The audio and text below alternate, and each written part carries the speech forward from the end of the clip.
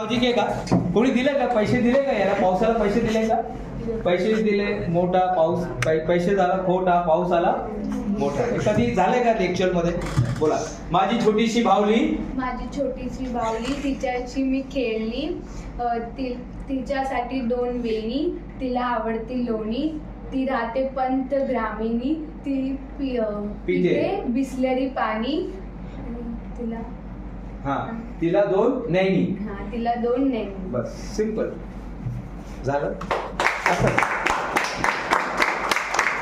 कविता तयार होतात